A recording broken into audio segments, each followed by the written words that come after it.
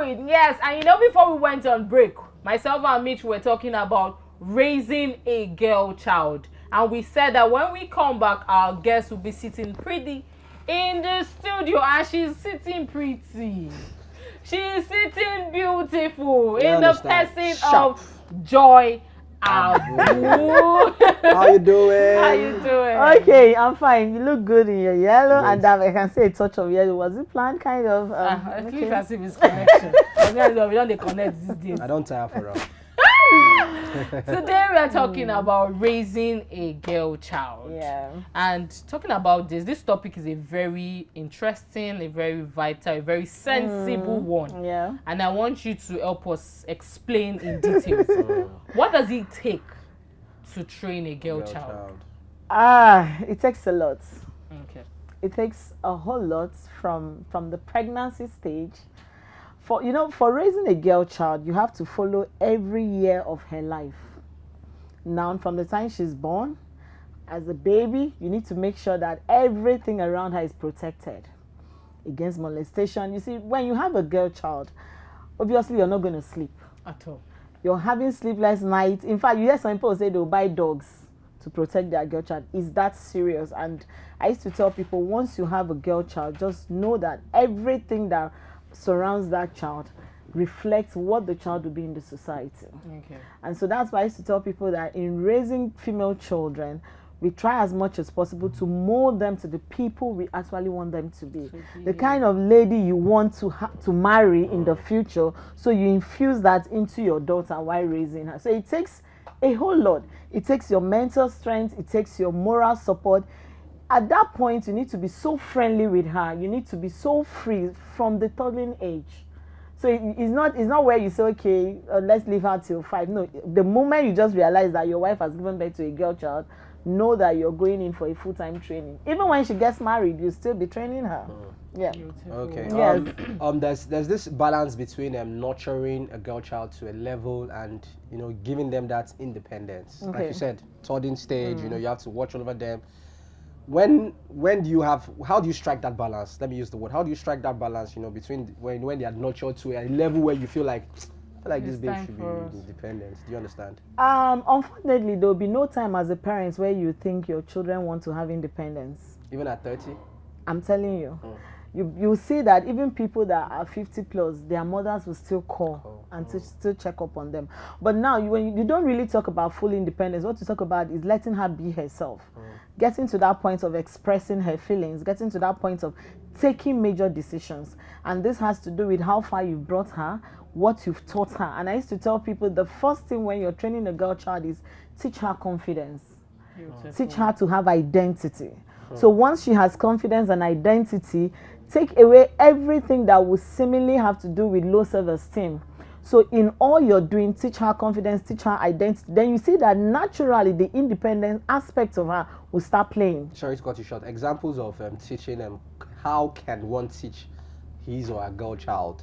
Well, let me put it in the mother's aspect. Okay. How can you teach your girl child confidence and self-esteem? Because these two things you just mentioned are very important. Very, very. Especially in today's era. Okay, now I'll start by words of affirmation. Okay. Once you give birth to a girl child, from the first year, you know that she's done, just tell her she's beautiful. I used to tell people that there's nothing as good as waking up to your father telling the girl child she's beautiful. So whatever anybody is telling her outside, she just believes that my dad has told me. So the moment you keep giving her words of affirmation, you're beautiful, you're confident, you can do it, you're my girl, you're my everything, that is beginning to build her self-confidence naturally. Now she goes out and comes in, and then you ask her, how was your day? You give her a high five and you're like, come sit with me. Let's have lunch. Let's discuss. And that's with mothers too.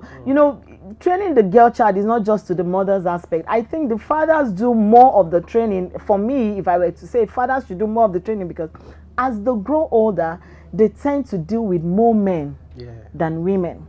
So what the mother does is just compliment the father, okay, where you have to. But the major bulk role is on the father. And why would I say that? Is because they understand what men out there want in women. So you start teaching your girl child how to be. For instance, when I was growing up, my dad made sure that everything we needed as ladies, we had it. So he will always tell you so that you don't have any reason to be enticed outside. So he knew that, okay, fine, let me use alcohol for instance. My dad will tell you, then it was very common that we're using it to draw girls, because for girls that were not drinking, and then we had parents that would say, take a sip, so you know how it feels, and then when you're taking it, you know that your dad has given you, so nobody is giving you that first trial because you've had it at home. So it builds that natural confidence.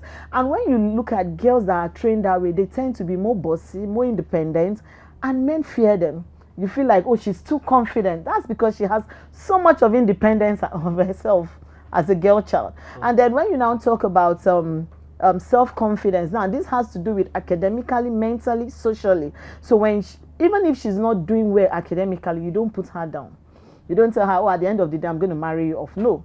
You sit her down and make her understand why she needs to be academically excellent, because she has a larger competition ahead of her. Now, not with her fellow female, but with men. So you teach the girl child that your competitors are not your girls. They are the men out there. Yeah. So the moment you put that in her, it gives her so whatever battles she's fighting, she's not fighting with her. She has the foresight that I have one man out there I need to prove myself to, that I'm good enough to be in whatever position I find myself.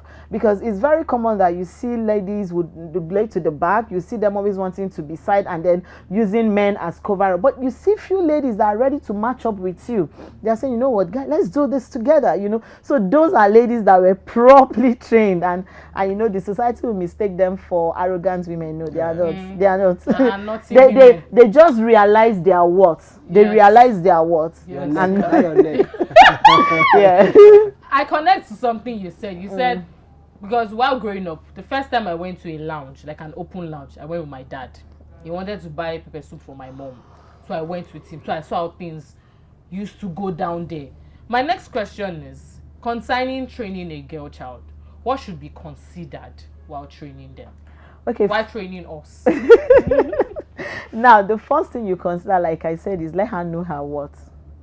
Once she realizes her worth, she can withstand any problems that comes her way. And mind you, a girl child that is properly trained is the bedrock of the society, because she's the one that is going to be the mother, the wife, the auntie, the uncle to someone.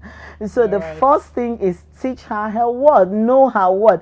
Tell her this is your word. You should not be boxed. This is who you are, your identity, express yourself.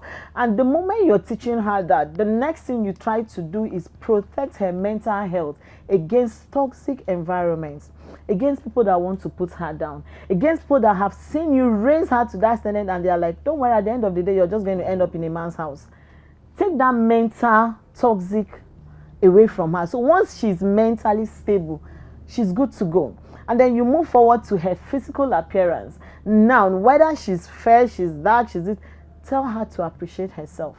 Look at the mirror in the morning. You're beautiful. You're a sunshine. You know, let her learn affirmative words. And I tell people, which I do, I write it and I put it on the wall. So when my daughter wakes up, she looks at one and then she reads. So there is no way that kind of a child will be intimidated. There is no how. So affirmative words as she's growing, let her keep hearing it. And then another thing you do is be her friend. So where you made mistakes as her mother, don't hide it from her. Good. Call her. I made mistakes here. I don't want you to make the same mistakes. So the moment you're doing that, she's learning. So even if she's storing that line, she'll be like, hold on. My mom once said this, and so she's adjusting along the lines. So it makes it easier even when she makes mistakes, she falls back to you. She comes to you, she cries with you, and you cry with her and pat her and tell her, hey, it's not the end of the world. Get up. We have a future ahead. So those are the things you consider when you're raising the girl child. I was going to say something. While growing up, we used to hear things. Our parents, especially our mothers, used to tell us things like, oh, if a man touch you, you get pregnant. If you sit close to a man, you get pregnant. Especially when you start your monthly flow. They tell you, oh, this is the beginning of your womanhood. Don't do this, don't do that, don't do this. Now, my question is, at what stage in a girl child's life should she be nurtured about her biological self? Okay, I love the fact that you started by saying when we're growing up, because I belong to that class of them telling you that. But Because of the technology age that we are in, and because of the fact that you hear kids or girls 3 months old babies are being molested, it's important that once a girl start calling the name mama or papa as early as 6 months, start teaching her the basic things. Let her know her 5 major private parts. And I'm not saying quote the words, say the words the way they are. Let her grow up knowing it, so that when she's talking to you, you would understand what she's talking about. So you can easily act. And then once she gets to 1, teach her that, okay, these private parts are mine. That's why it's private.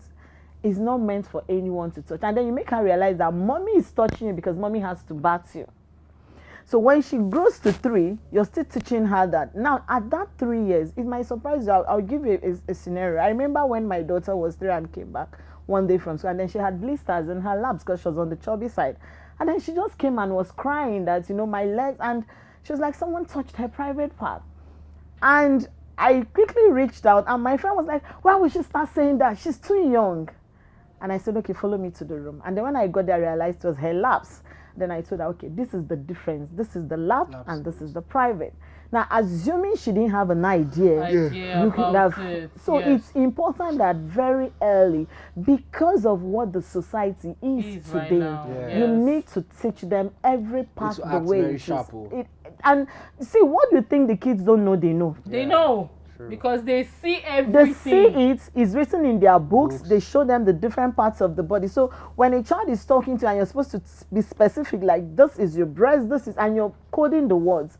For you, you think you're coding it. For her, she already knows what she's talking about. But they teach them in school. And then as she grows older, you make her understand how to protect her private side.